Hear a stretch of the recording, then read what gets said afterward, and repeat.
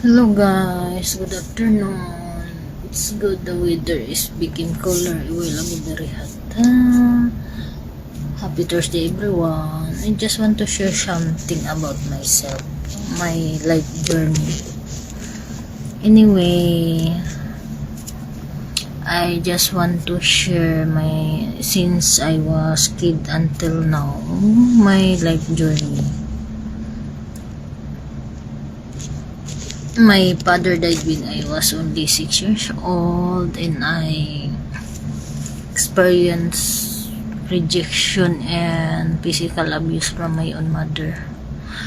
And at age 14, I decided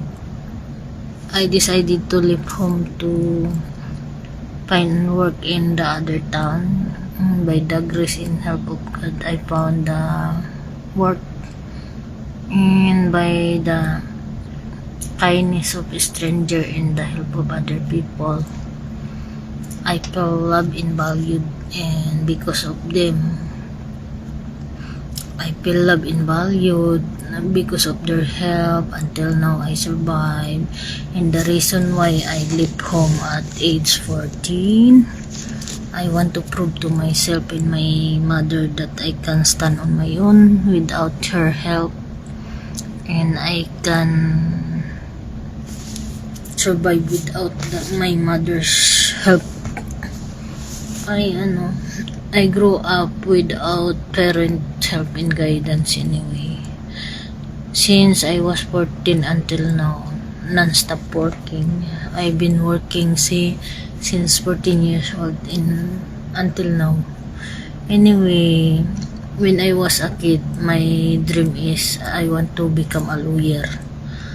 Because of poverty, that dream I try to forget. Instead of pursuing my dream, I try to study vocational because I'm a working student.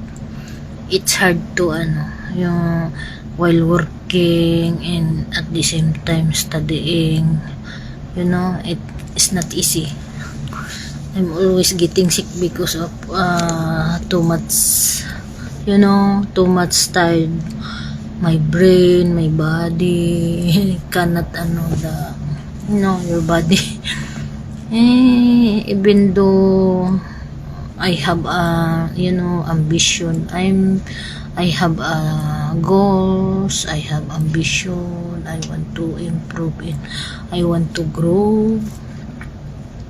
I cannot afford to pay college degree. That's why instead of going to college, I try to study vocational like dressmaking, computer Microsoft, and then financial literacy, all the training about the business, forum, entrepreneurial, like that. And all the training in the church I completed from 1-1 until Kairos, the mission training anyway. And the reason they also, when I was still young and until now I'm still single, the reason behind that is all my 3 sisters, they have a broken family because their husband left them because of other woman. I promise to myself that I don't want to be like them. I don't want to experience what they experience in their marriage life. I want to be different from them. That's why when I was early 20, I promised myself I need to focus to build myself, and I need to grow and improve. But while I'm working and try to study, I'm helping my sibling. I'll become a breadwinner in the family. When they have a problem, they run to me and ask for help. And before, because I am still young and my body still very strong, I don't mind if I have savings or not. The important is I was able to help them.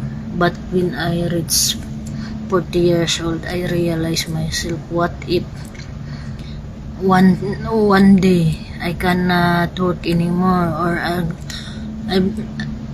I grow old and cannot work anymore, and I don't have savings.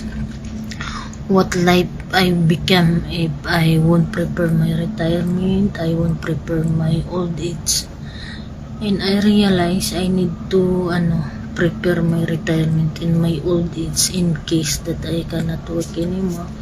I have something to pull out to, because when you don't have work anymore, you don't have salary, you're not earning anymore, but your expenses is continuous every day. And in the Philippines right now, the price of the necessity is very high price.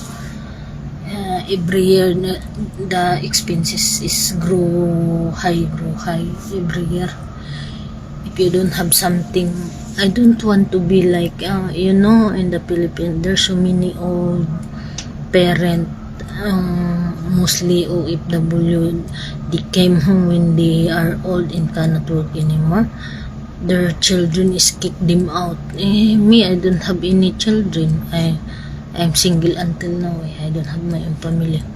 And I promise myself I don't want to experience like that when I grow up they kick me out because I don't have money, and they don't want to adopt me or taking care of me, and I don't want to be burdened to anyone. That's why I realized when I reach 40 years old, I need to prepare for my retirement. Until now, I pray and I am hoping that I'm gonna have financial freedom someday. And when I retire, my goals is I want to retire to have a comfortable life, and I don't want to be burdened to anyone.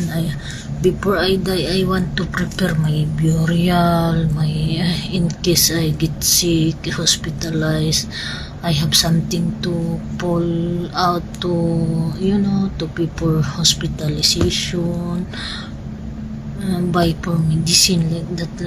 It's hard to growing old that you don't have any savings. When you get sick, where you gonna get the money to buy medicine, to pay for hospitalization, to pay your bills every month, and your everyday expenses, where you gonna get that, especially if you don't have kids, you like me, I'm single, I'm not yet married, I don't have kids, and I don't want to be burdened to anyone. That's why I need to prepare for myself, because my sibling also, although I'm helping them financially, but their heart is far from me. I cannot expect them to taking care of me when I grow old also. It's even now I cannot ask them to I cannot ask them a favor for me, because they always have a reason that they don't have time, they need to do like this, like that. It's hard to explain, but I pray to God that when I grow old, or in case that God will not giving me hard time, and I don't want to be a burden to anyone. That's why I need to do my best to have a financial freedom, and to fulfill my goals, focus on fulfilling my goals, to have when I retire, I have a comfortable life when I retire, that I have something set aside when I retire, that I cannot able to work anymore. I have something to pay for the bills, to buy for medicine, or to in case something happen, like that. And I pray to God. I know God will not God will always taking care of me because ever since I was a kid, I know God is always with me. And God will not lead me until I growing old. Anyway, I hope you can learn what I share to you because I forgot to tell you that my mom, she died when I was 19 years old. That's the time I forgive my mom. When I forgive my mom, I realized that there is something happened to me, that how she raised me, I became strong and independent.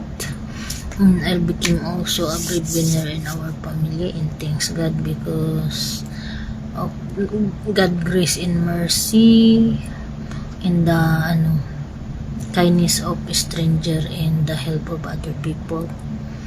I feel loved and valued because of them, and because of that, in return, I'm serving in the church, and I try to share my blessing also to others because I want to return what I received from other people, the kindness and the goodness and the help of other people to me. I want to return it to them, although not the people who helped me or the people who show kindness to me, but the other people that need help and kindness also. That's all for now. Thank you very much and happy Thursday everyone.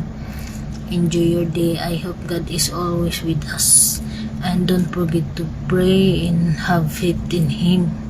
God will not forsake us. He always fulfill our and answered our prayer, and I hope and pray that God will grant my heart desire also, that someday I want to have a financial freedom and I want to have a comfortable life when I retire. That's all for now. Have a nice day everyone. Enjoy your day. Bye.